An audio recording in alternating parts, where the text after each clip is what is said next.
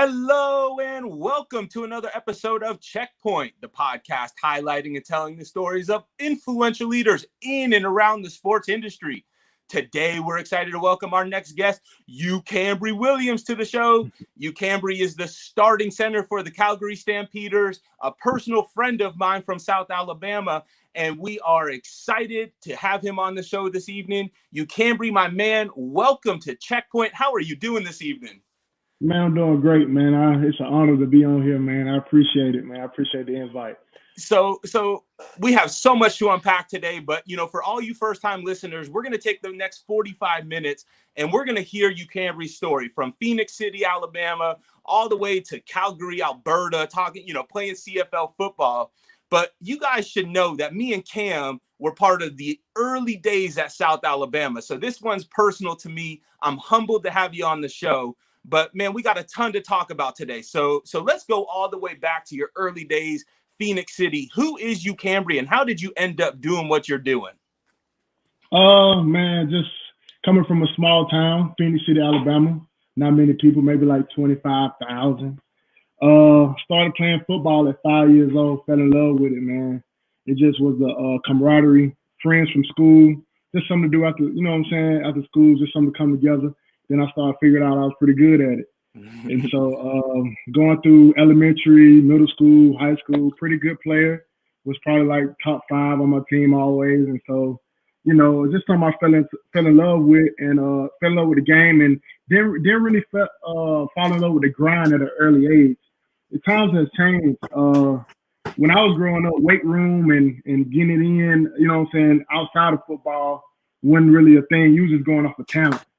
Just showing up at the field and going in. But these days, man, you got the Instagram videos, little kids working out and stuff like that, young too, man. And so didn't really follow with the grind. So coming out of high school, always going off the talent, was played basketball, football, all by city in both, So I was pretty good. Had a couple offers coming out of high school.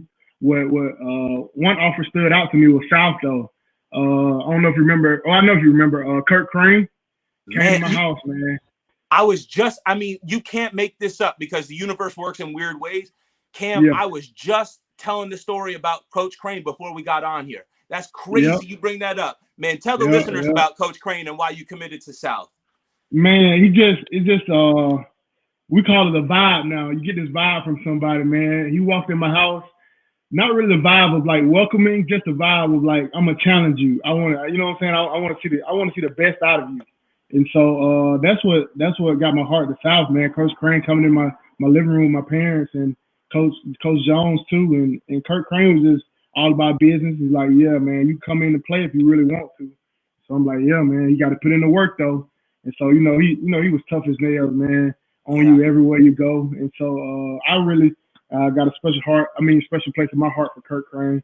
And so, he's probably one of the biggest reasons I went to South. So that is, like you said, the universe works in mysterious ways, man. If you was just talking about him. Great person, man. Great person. Yeah, no, and for all you listeners that don't know Kurt Crane, I highly encourage you to Google him. He has since passed on, so rest easy, Coach. But he was, he embodied the game of football. He ate, slept, breathed, everything about it, and he would bust your ass on the field. But man, let me tell you, when you got off the field, that was the one that you wanted in your corner there. So it's really, it's amazing. On the show we talk a lot about mentors and coaches and pivotal role models that help get us to where we're at and really shape where we're going in the future. And that's definitely one human being that sticks out to me as well. And so I'm curious, right? So you figure out, okay, I'm pretty good at football. It's been a lifestyle for you, right? Like, and for all you listeners that don't know, in Alabama, you think it's student athlete, but it's really athlete student, right? Like, I mean, let's just be real, man. Yeah, man. Probably the only reason I went to college. Well, I wouldn't say I went to college, but like had an opportunity, get a scholarship and stuff because of athleticism and being an athlete first. It wasn't really the grade, And I mean, I wasn't, a bad student, but I wasn't the greatest student. So yeah, man, especially in Alabama, man, it's like football. Either you playing football or you just going to the military. Are you out here in the streets. So you pick your route, and basically you know, football was my route, and I thank God every day for that, man. Well, Honestly. and you did it, right? Like you Yeah. have made it, and we're going to keep going through the journey. But, you know, one of the things that I wanted to highlight, because this is where I think that we can improve on the system and really leverage the game is, you know, as we're coming up through middle school, high school, college, it's selling the dream to get to the pros. Like this is the end all be all, but we're not really preparing the other skills in life for what happens when sports aren't there. And so going to dangle the carrot because, I mean, obviously you're going through some weird stuff in the CFL in 2020 with COVID. So we'll get to that. But talk to me, man. So you commit to South Alabama, you show up on campus. And at that point, what were we, 2 or 3 years into it when you showed up there? I want to say 2 years, going on to the third year when I showed up. So I graduated in 2010. I'm not sure, you know what I'm saying, the history, but I think it was that third year that it was, we were finally like playing we weren't playing Division I, but we were moving up into like D1 AA guys and a couple HBCUs we played that year, my freshman year. So we were moving up. And so, you know, I think with sport, there comes just a ton of adversity and you learn how to fail. You learn, hey, when things are dealt your way that you can't control, you just have to sort of roll with the punches. And so, you know, if I can remember correctly, Cam, I think it was my junior year, but you had a pretty severe injury that really shook up your course there, didn't you? Yeah, man. So freshman year, I played defensive line. I don't know if you remember, I was on the defensive line. So I came in a defensive line, just played, you know what I'm saying, backing up guys like Mufasa, Romel Jones, and Alex Page, Anthony Taylor. Just shout out to the OGs and to the crew. Yeah, man. And so just, you know what I'm saying, growing up behind them, playing behind them, learning.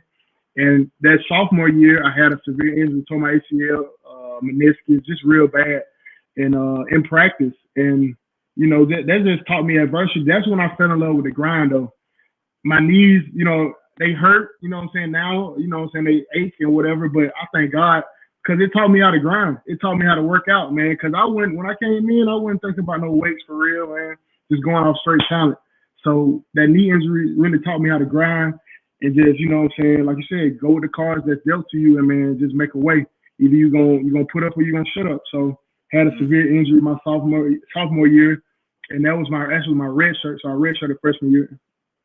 Sophomore year was like my freshman year. Then came back the next year. We got a new coaching staff. I think you were still there.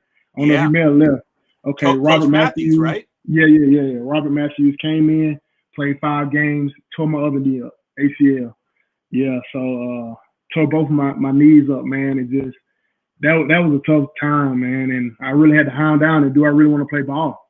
You know, we just had to have a one-on-one with myself and got stronger, kept falling in love with the grind, came back that junior year, had a great season, second team all conference tackle, transitioned to O-line, played tackle, all conference season that year. And then after that junior year, tore my shoulder up. Labor, had to have another surgery. So I'm like, man, what am I doing, man? Am I doing something wrong?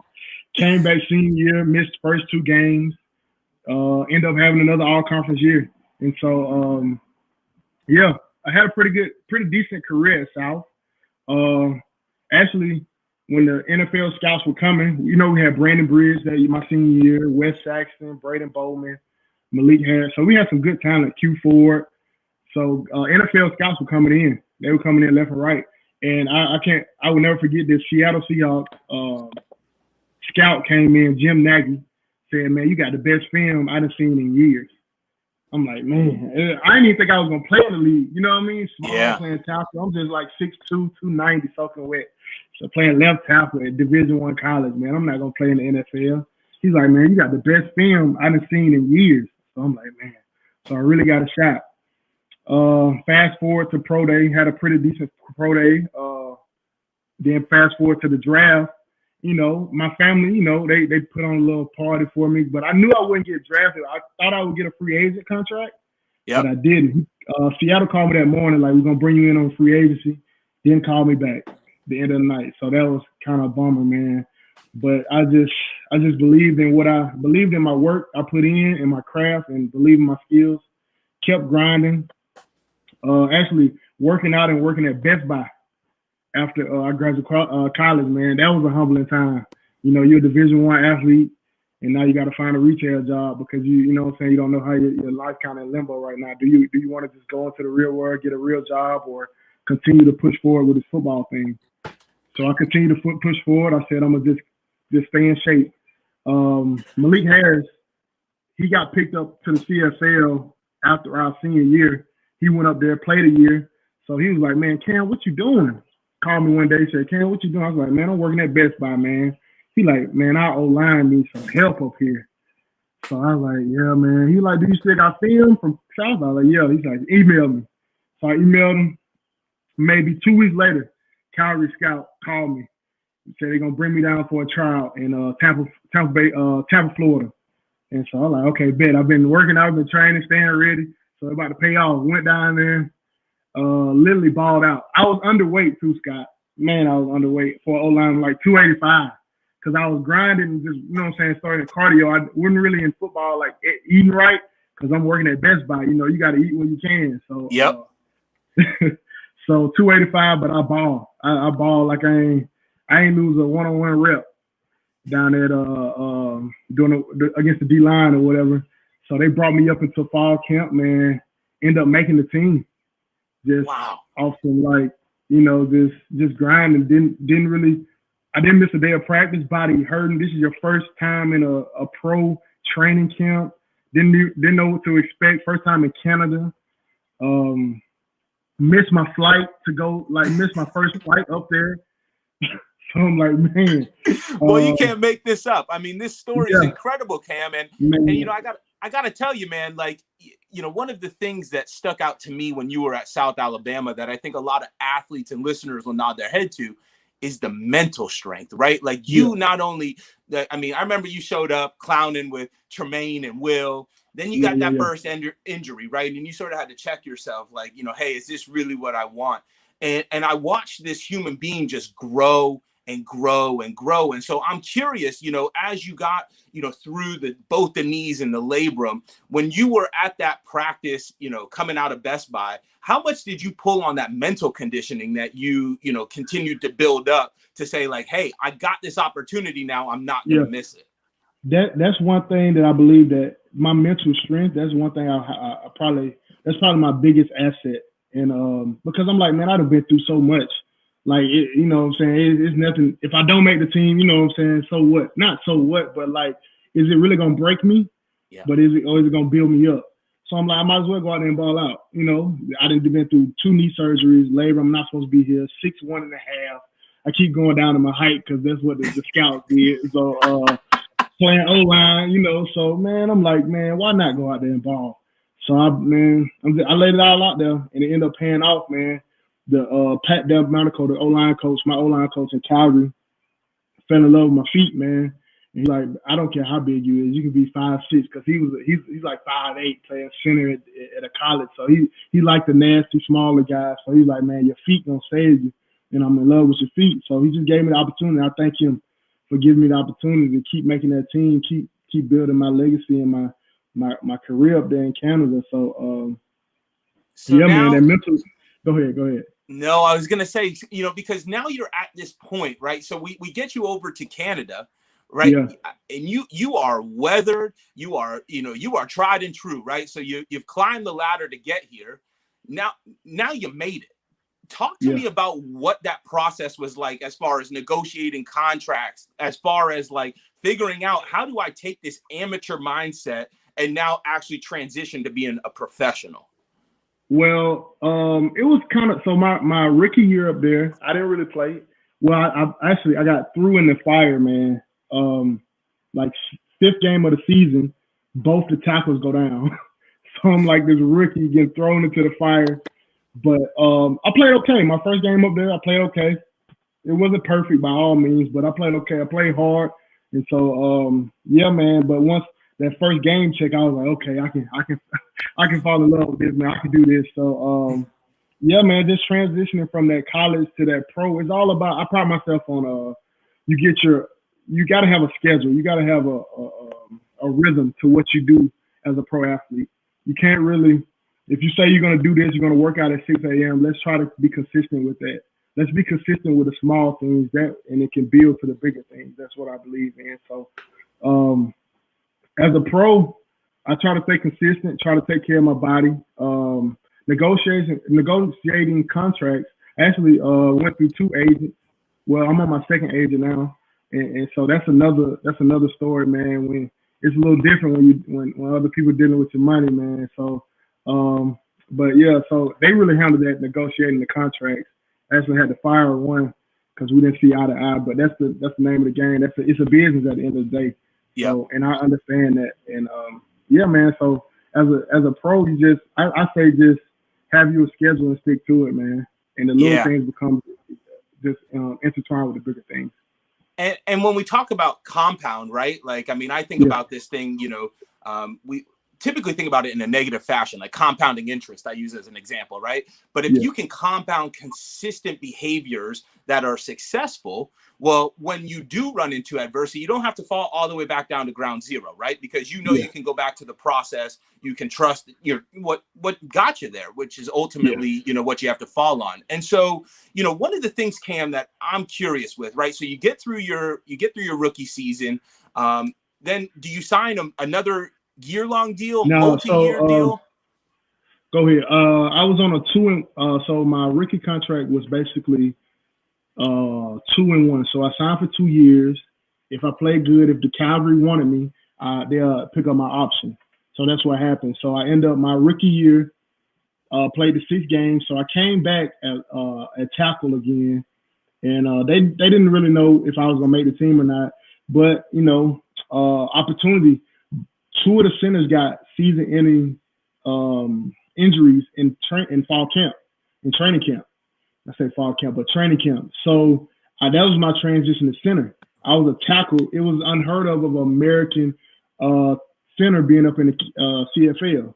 All the centers in the CFL are Canadian. It's like a Canadian spot because we have this ratio thing. We can only play a certain number of Americans and a certain number of Canadians on the field at all times. So, of course, your American players want to be your best. Like, you want skilled players, you know what I'm saying, DBs, linebackers, tackles, because that's, you want your Americans there. But American at center is unheard of. But Coach Pat gave me the opportunity. He's like, man, have you ever snapped the ball? I was like, man, Little League. So he's like, let's go see. Man, day 1 training camp, I balled out at center, making the calls, just feeling comfortable, just bringing that nasty attitude in the middle. Started every game that year. After my rookie year, that 2nd year, started every game. Ended up being an all-star. We have like basically the best at your position, and so I was a CFL all-star and at center. Yeah, man. And then going to a Grey Cup that year, we ended up losing, but yeah, man. So that was after that. So of course they're gonna pick up my option year after that year. So yeah. That's incredible. And we talk so much about what we do on the field, right? As a professional, you have your season, you have your off season, and everything is training to make sure that your mind is right, your body is right for game day, right? That's how you're evaluated. But I've become enamored with the idea of how do you take a professional that is on the field, but now has a platform, has the ability to do things outside of it, and marry those two. And so I'm really curious because you're actually in the weeds. So is that a dystopian thought to think like, hey, I can be an entrepreneur or I can have a job or a nonprofit while being a professional athlete? Or does that maybe on paper look good, but not really a reality? Oh, it's very much so a reality. I haven't ventured off into having my nonprofit. Actually, I'm just getting started. We talked yesterday about it. I'm actually starting a foundation, Ucambre Foundation. And so we're trying to come up with scholarships for youth and stuff. It's gonna be big, man. It's gonna be big. So I'm getting started into it. It's on the. I gotta just break through, man. Break through and go ahead and do it. But I've been kind of putting off to the left. But it started like we gave out masks and hand sanitizer, crayon boxes and stuff to the youth for the kids for the upcoming school year. Even though COVID school. Some kids still have to go to school, so I just thought it would be I gave 200, and so those are like small things I wanted to do in my community, and so I'm actually starting stuff like that. Ucambre Foundation, follow them on Instagram. Shout out Scott Garber. I appreciate it. Yeah. So I feel like it's very doable, man. So I want to come back in real quick because, I sort of use that as a bridge as to how do you, do something off the field, because COVID dealt a hand that no football player really saw coming. And so I would love to get in the mind of somebody that was preparing for season. Your life is all wrapped up in sport. And then boom, something unexpected like an ACL injury comes and just knocks you out. How have you dealt with this over the last 6 months? It's been tough, man. It's testing my mental toughness again. Like I said, man, and just being a professional athlete and going out and having to look for a job, 8 to 5, a 9 to 5, like, what I'm saying, a regular person, a regular citizen, it's humbling. It'll test your mental state, and I feel for guys. I'm single. I mean, I have a girlfriend. I have a girlfriend just in case you like that. I don't have any kids. I'm not married, so I can only feel for the guys who's married and have kids and stuff like that. So, man, it's been tough. But one thing about, I think the guys in the CFL especially, we're battle tested, man, because a lot of guys been in the NFL. They went to smaller schools. They were undersized, so they understand how to go through stuff. And so I feel like we're the guys who can really deal with this stuff. And I mean, we make a pretty good, decent living up there, but most guys, they living off that 6-month check. So I say we some hustlers, man. A lot of my teammates and stuff like that, man, really been starting nonprofits. Been a lot of guys been starting Twitch accounts, gaming and starting getting paid off gaming. And so just real stuff, little hustles, moves, man. And I'm proud of everybody I know that's in the CFL that's really, just finding another way outside of football, how to live, and just not really having football be you. Just not, everything I got is football. Let's try to work these plan Bs, these plan Cs, man. Because football, it can only last so long, and that's what I came to realize this off season, man. I appreciate it, honestly. It's a learning experience. Well, I think it's a blessing and a curse, right? Like, we obviously don't ever want a global pandemic, but this is an eye opener to everybody to say that this isn't forever, right? And so, you see so many athletes that, that make it in the NFL, the CFL, and then there's this cliff as to like, who am I? Because my identity has just been wrapped up in this sport for so long. And so it's incredible to be able to look at this situation objectively, get dealt the cards you were dealt, and say, hey, we got to be able to find the silver lining in this. And so I'm hoping that this is the pendulum swing to say that Ucambre is first a human being, then he's a football player. And we have to start addressing it that way, right? Yeah. I mean, exactly. Honestly, everywhere I would go is like, man, I thought you're not playing football. You're not playing football. Like, man, like you have to explain, man, it's a pandemic. My season got canceled. Like, so what are you doing now? It just always go from that. And it just, don't get me wrong. Football has made me a better person, a better man. But like you said, I don't want to be known as the football player. I want to be known as Ucambre, who started the Ucambre Foundation for At-Risk Youth, or the guy that's teaching 3rd through 5th graders with autism at a local elementary school from Monday through Friday. Just let me get that. And so, football, like I said, football is a blessing, but like you said, man, this is a blessing in disguise, and I appreciate every day just to, appreciate the small things so you can appreciate the big things. Well, and it's so cool you coming on here. Like, I mean, we've had so many guests that have hung up their cleats, or hung up their shoes from the court and come on and retrospectively gone back and looked at their experience and been like, oh, I wish I could have done this, or, it took me a decade to figure out my identity. Dude, you're doing this in real time. And so I appreciate your vulnerability and your willingness to just come out there and share like, hey, I'm a starting professional athlete and this is what it's like for me. So kudos to you on that front. And, for all you listeners, we're going to plug all of his information, but follow Cam because, I mean, this guy just, when he does something, he does it right. So this is pretty cool, Cam. So now we're starting to understand who you are. We heard about you in Phoenix City. We heard about you at South. We hear what you're doing in the CFL. where do you see yourself over the next 6 to 12 months, as a human and with sport? Well, 62. I'm still training for May because the season's supposed to start May 21.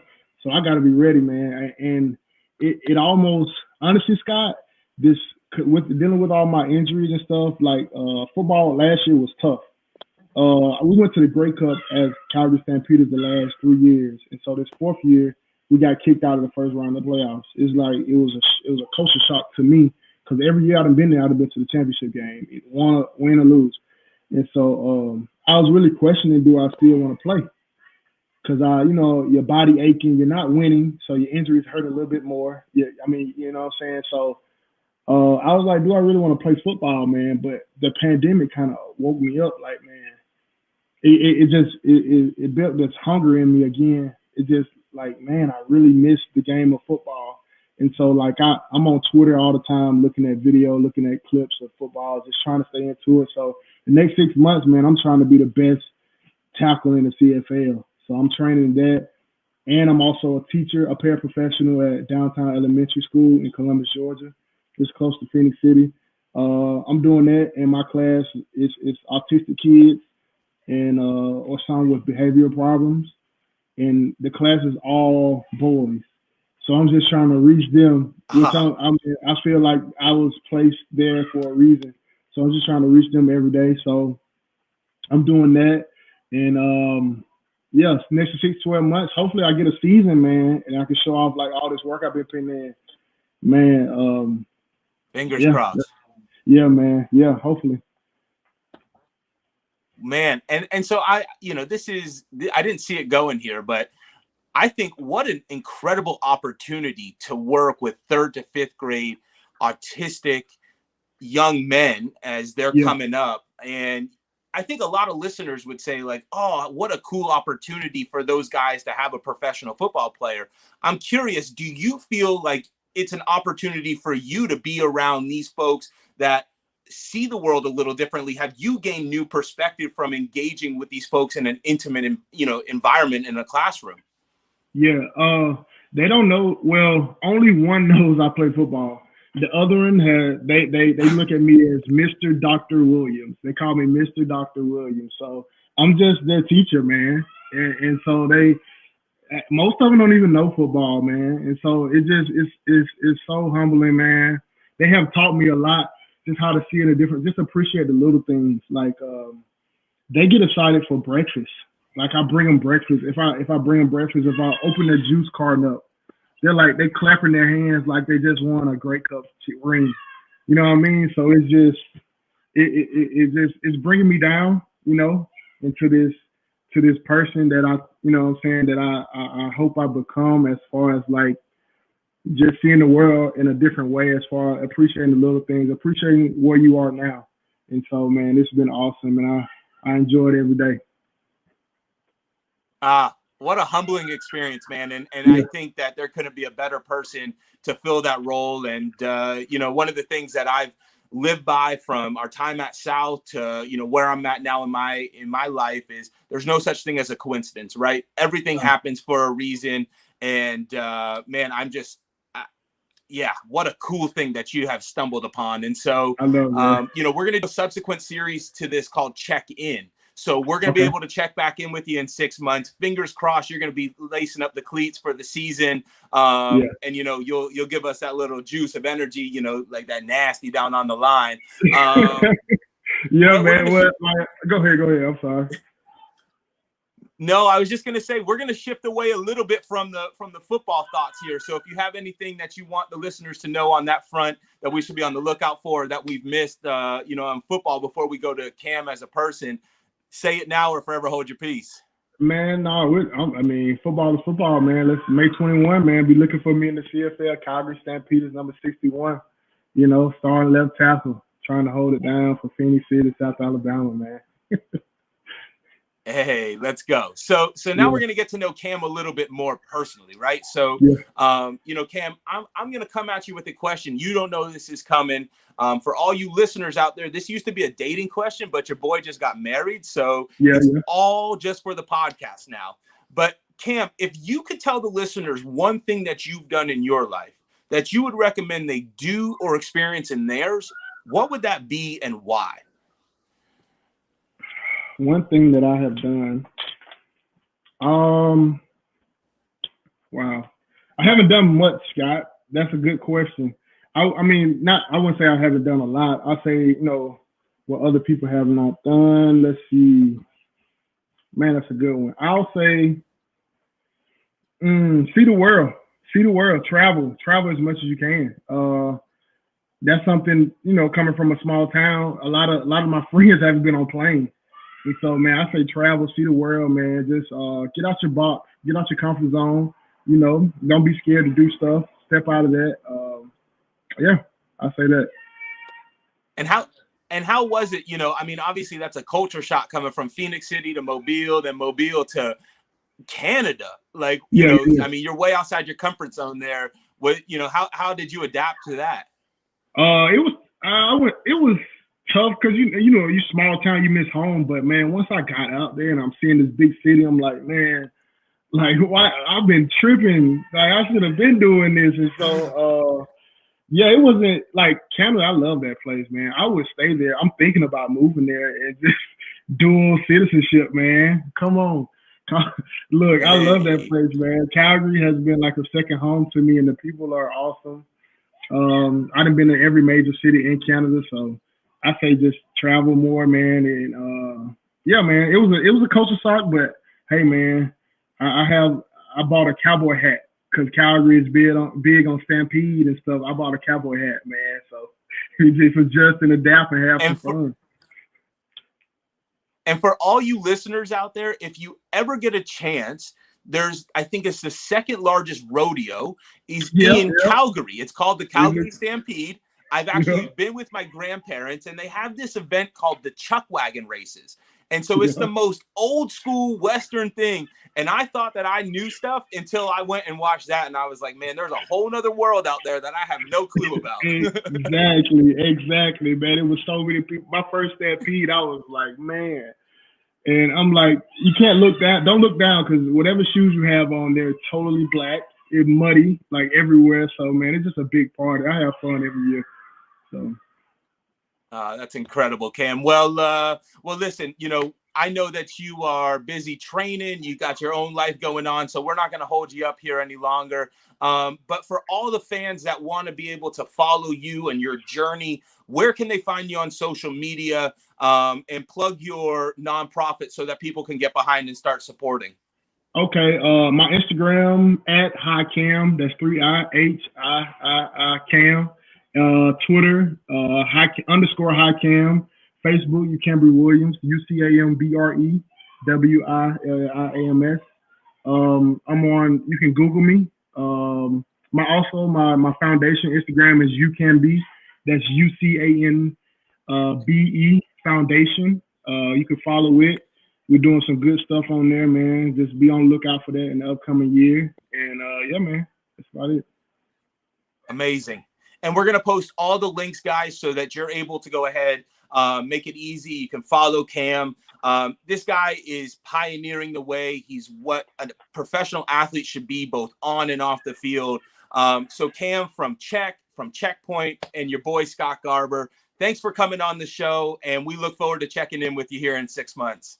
Hey, man, I appreciate it, man. Honor, like I said, man. I appreciate it, Scott, man. Stay blessed. Awesome, guys. All right, until next time, listeners, be sure to check yourself.